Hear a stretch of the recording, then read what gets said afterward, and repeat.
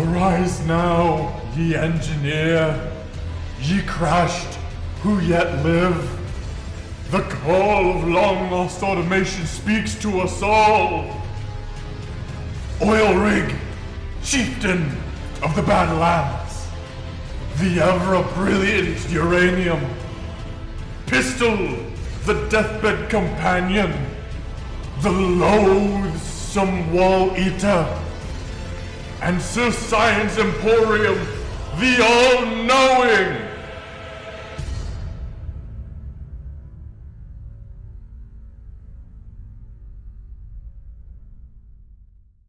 Alright, so I'll give a real quick TLDR. Basically, every 10 days we're going to be adding in a new mod, and that's all you really need to know. Beyond that, enjoy the video. On day 1, I took down the ship, gathered some wood, and got basic iron production online. While I have some footage from day 1 playing, the initial mods we had installed were Squeak Through, RPG System, and Bullet Trails. Basically, just like some quality of life stuff, and then RPG System. Day 2, I got Power Online and crafted our first inklings of red science so we can actually get to proper automation and logistics. Day 3, we got a little bit of actual iron production online. Day 4 saw the first bits of automation both of science and yellow belts. Day 5 was completely indecipherable. I rewatched the footage and not even I know what I did. Can you tell? Because I can't. Day 6 marks the beginning of greatness. The ore smelter blueprint was online. Day 7, God rested, for he saw that what he made was good. Except I'm God, I don't rest, and instead I place down some ore processing blueprints and deal with the logistics of how I'm gonna get things to the processing. Day 8 marks the expansion of my mining enterprise. We need more ores.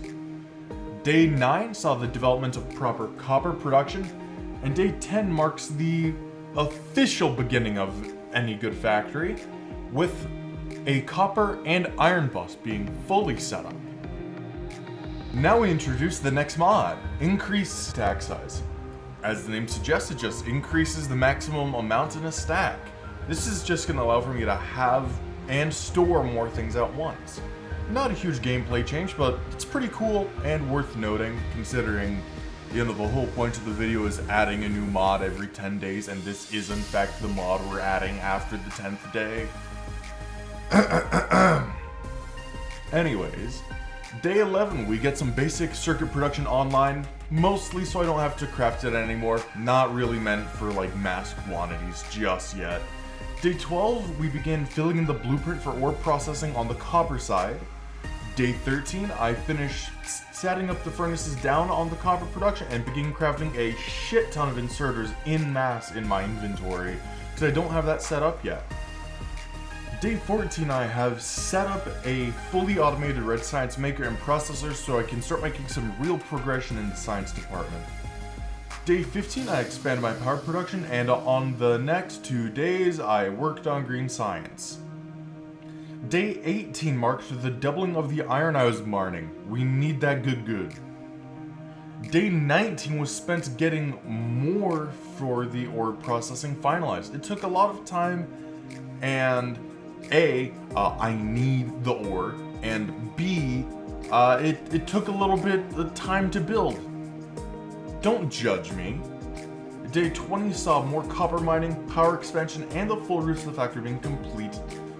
In my opinion, no factory has taken root until red and green science has been fully automated, and it's been used to process a couple of technologies. The first green technology that's researched is like the first child being born at a colony. It's really, really awesome, and at this point, we are gonna have a few newborns on the way. And now it's time for me to introduce, drumroll please, Robot Army. It's genuinely one of my favorite mods in Factorio, but as a side note, you kinda gotta use a unit control mod with it or it's basically unusable. I figured this out on day 24. Originally, I only installed the Robot Army mod because I wanted it to be just one mod, but I got frustrated because it wasn't doing the thing I wanted it to do. Unit control got installed as well. Day 21, I got to work making some automations that would allow me to, on day 22, fully automate the production of clockwork robots. Now we have a proper military force that can expand into the deep unknowns and keep those pesky insects away from our pollution spread so they don't try and attack us. Day 23 was spent watching my sweet baby boys kill the disgusting, loathsome pests that are nearby. Day 24 spent some time optimizing the circuit production so I can make more clockwork robots. I also switch on the unit control mod because, as I said, something unusable, something I want to be able to control where they go. Day 25, I placed blueprints to expand our steel production and make some stone production. Day 26, I kill trees. Day 27, I made some automation for solar panels. I'm sure I use a lot of them throughout this video, and it definitely is not a piece that barely gets used. Ha ha ha ha. Day 28, I decided I don't like walking slow and it's time to start paving the factory with bricks. Day 29, I get red belts and fast inserters automated, and on day 30, I automate engines.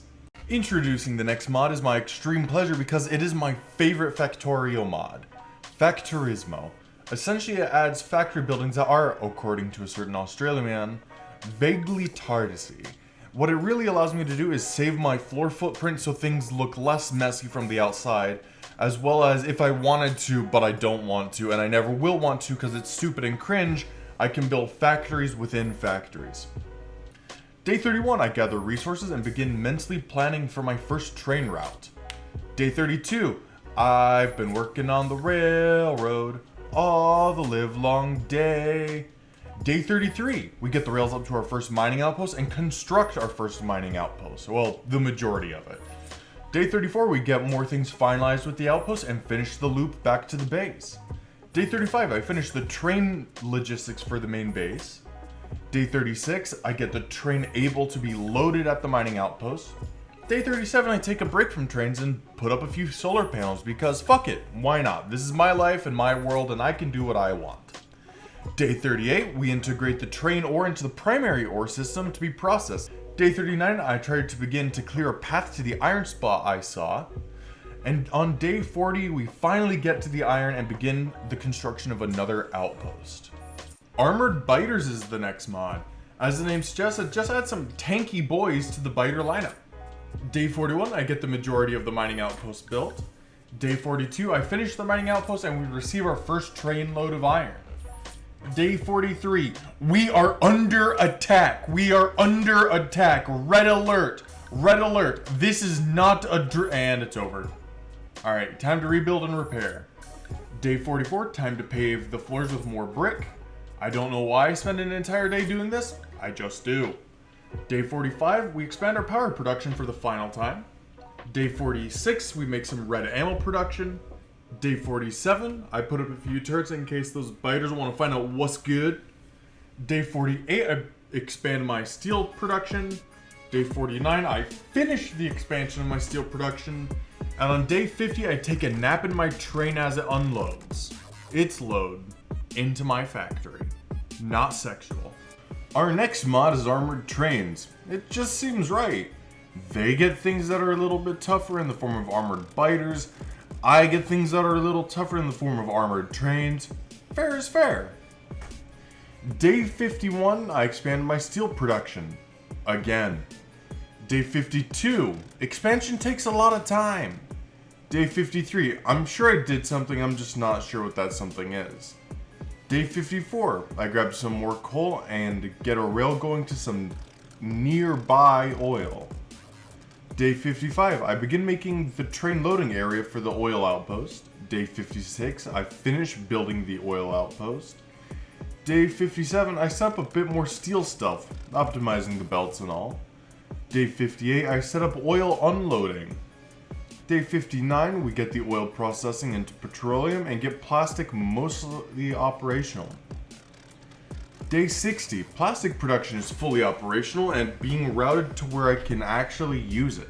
Honestly, I think inserts are kinda cringe, not gonna lie. How about a magic box that makes everything go brrrr? That's right, our next mod is mini loaders.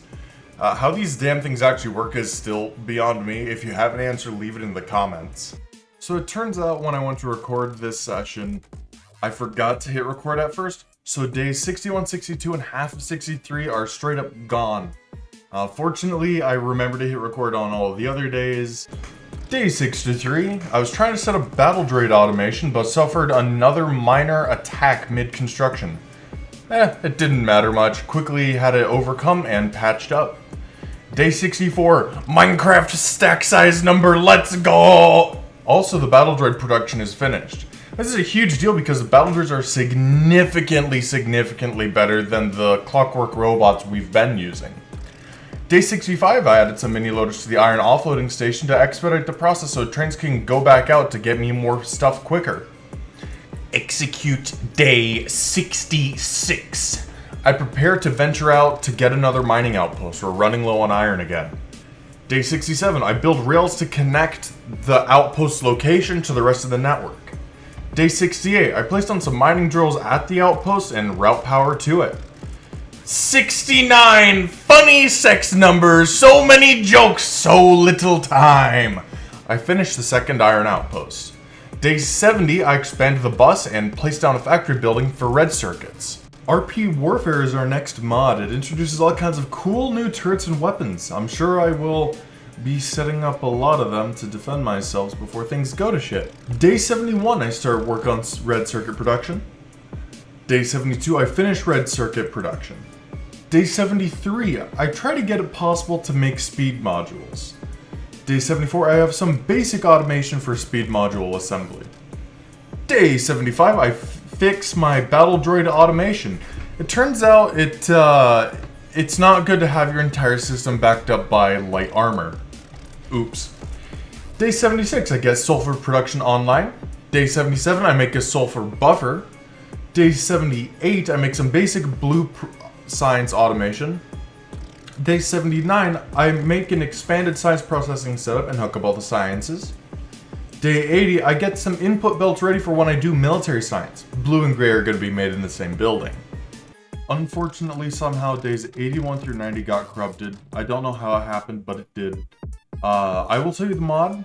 It was supposed to be supersonic trends. You can see right across the screen right there. They never got used. The other important thing is that the next mod is Rampant. For those of you who know Factorio and are familiar with Rampant, you know that this was a massive, colossal mistake. For those of you who aren't, let me fill you in. In vanilla Factorio, biters will attack you based on their nests being reached by your pollution spread. It's kind of like guerrilla warfare, but it's a little bit sporadic and based on your own expansion, right? In Rampant, the entire map gangbangs you with siege warfare, starving you of resources and attacking you where you're weakest by probing your defenses. It's a thing, and it didn't go well. Day 90, I begin trying to work on concrete, but we get attacked at our second iron base. I rush down to defend, but it's basically gone. I try to rebuild before heading home. Day 91, the second iron base is under attack again after the reconstruction, and this time I die down there. After reviewing the radar of the area, I consider the area lost. Day 92, I erect the first and only defensive wall between me and the old iron outpost. I can't even consider going to it anymore because I just don't have the resources to retake it and hold it.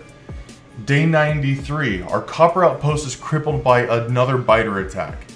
I no longer have a good amount of iron coming in because the rails going to the iron outpost up top coincidentally happened to go through the copper outpost, and with both of my iron bases gone, there's nothing that I can do to keep the war machine going.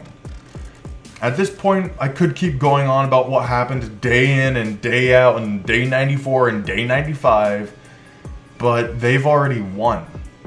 I can no longer do anything of consequence. So while the rest of the 100 days are playing in the background, let me tell you my takeaways from this experiment. Number 1, never do this. This was a stupid idea. Install all your mods at once. Adding mods slowly means you won't use half of them, and the ones that make things more difficult will break you very quickly, if not make you have to consume double the amount of resources to be able to fight. That's what happened with armored biters. Clockwork robots were perfectly fine against everything, and then I installed armored biters, and they were so incredibly inefficient that I needed to quickly switch over to battle droids. And you just saw what Rampant did in 4 days. It was horrible, honestly. Absolutely horrible. Number 2, if you know you're going to be going against Rampant, spend half of your time building infrastructure and the other half building weapons of war. All I did in the video was expand and build infrastructure, and it obviously didn't go well. I imagine that if I had started on day 70 starting to build walls and weapons of war, that I might have been okay to survive days 90 through 100, but as it were, it just completely didn't work out. And the third thing is, in the mid to late game, outposts are your life. Specifically Iron Outposts, but just the outposts in general. And frankly, I feel like you should be defending them more heavily than your main factory. I mean, assemblers can be replaced if you have goods coming in, because you can always like grab a cheap little stone furnace real quick just to jumpstart stuff real quick. But if you don't have anything coming in, then you don't even have the ability to get plates to replace your mining equipment that was destroyed.